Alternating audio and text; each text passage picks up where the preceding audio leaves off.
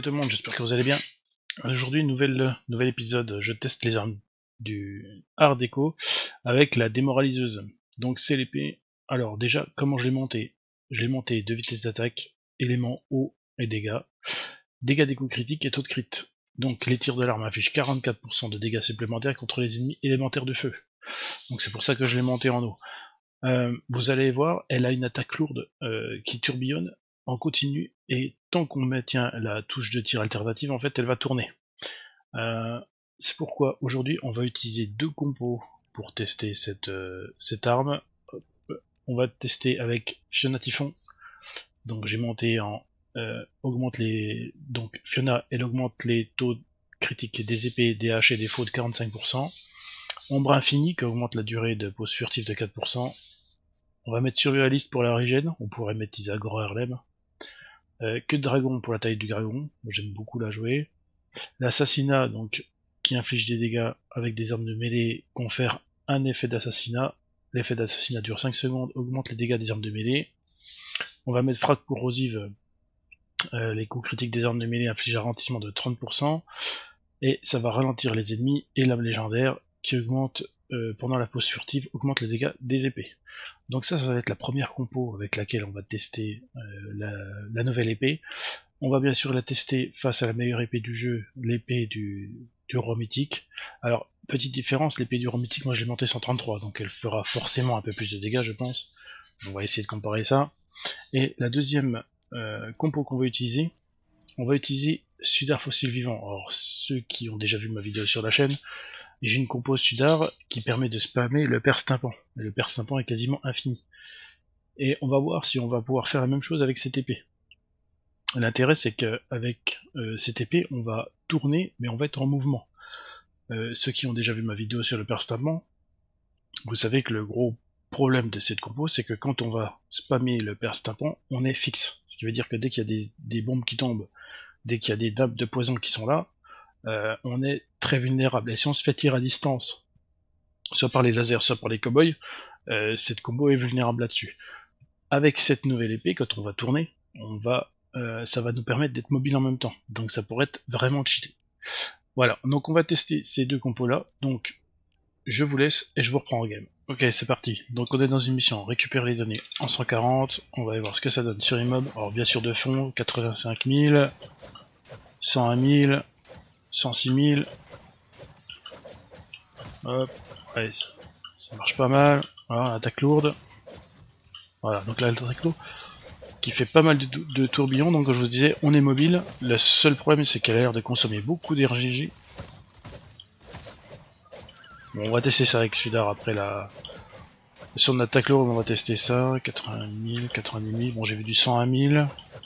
Bien sûr c'est un mob de feu et ça va faire un peu plus de dégâts. Voilà, entre 101 000 et 70 000 de dégâts. Donc maintenant, on va tester avec l'épée mythique. Ouais, en plus elle tape plus vite, elle fait 131 000. Bon alors comme je vous ai dit, elle est 133, forcément c'est logique qu'elle fasse un peu plus de dégâts. Maintenant elle fait 133 en crit sur des mobs qui ne sont pas à feu. Et en plus, la vitesse d'attaque est plus rapide sur l'épée mythique. Donc je pense quand même que l'épée mythique est globalement meilleure. On pourrait faire aussi un test. Je vais me craft une Masamune. Et où est-ce qu'elle est?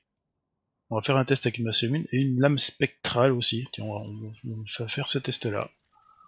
Voir un petit peu les différences. Ça fait très longtemps que j'ai pas joué à Masamune. Alors déjà, la lame spectrale.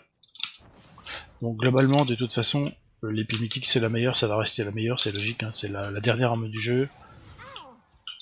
Alors, si je crois que j'ai bien vu, 108 000, 111 000, 149 000, ouais. Donc même la lame spectrale va être meilleure aussi. Monter comme ça, la lame spectrale est meilleure, il n'y a pas photo. 120 000, 140 000, ouais. La lame spectrale va être au-dessus aussi.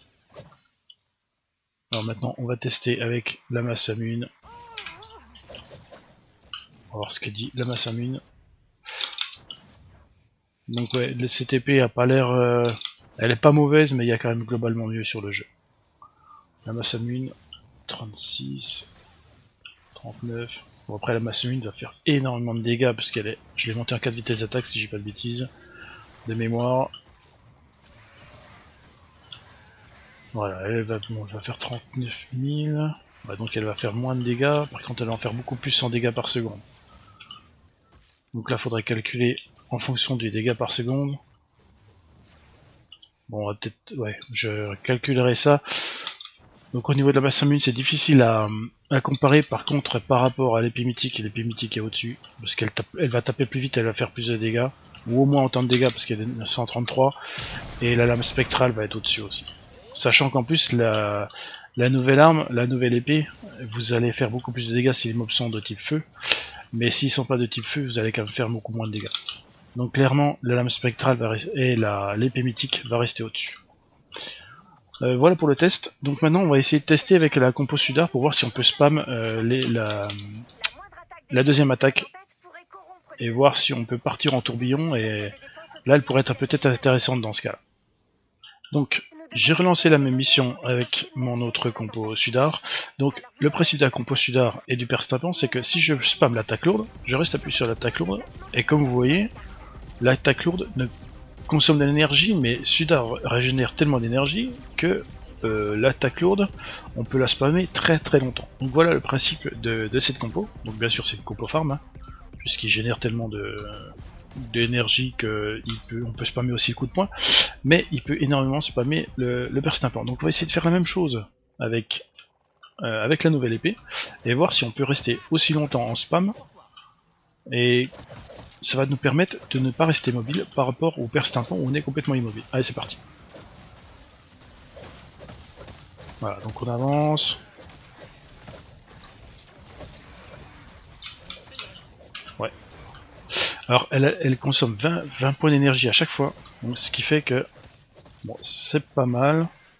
Du coup, elle fait pas énormément de dégâts sur les monstres de la brume, et on va arriver très très rapidement au bout de la barre d'énergie avec cette attaque.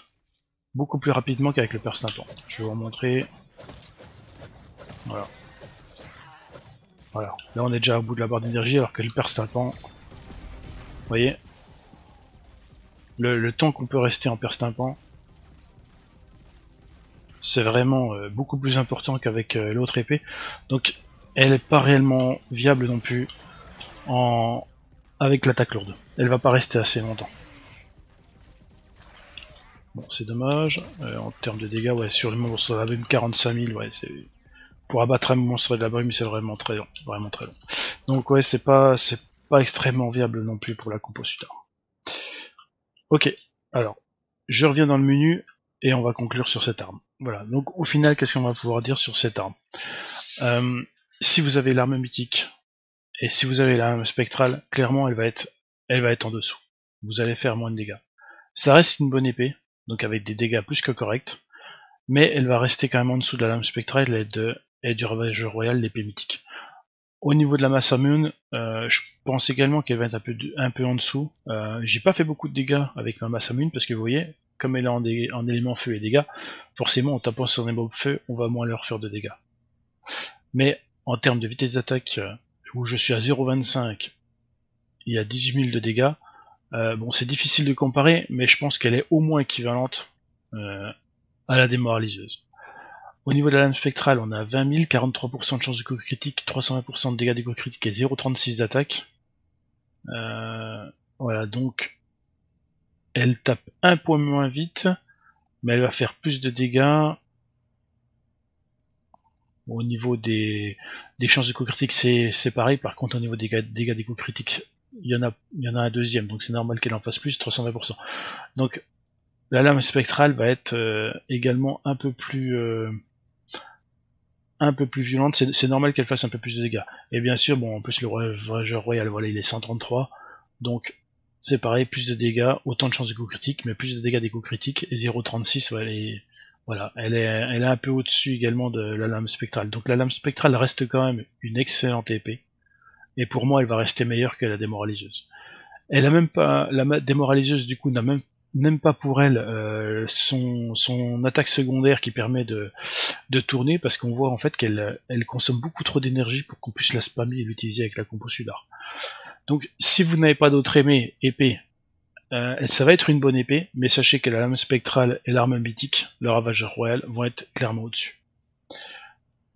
Voilà ce que je pouvais dire sur cette épée, j'espère que la vidéo vous aura plu. Si vous avez aimé, comme d'habitude, vous pouvez liker et partager, et je vous dis à bientôt pour un prochain essai d'une arme art déco. A bientôt.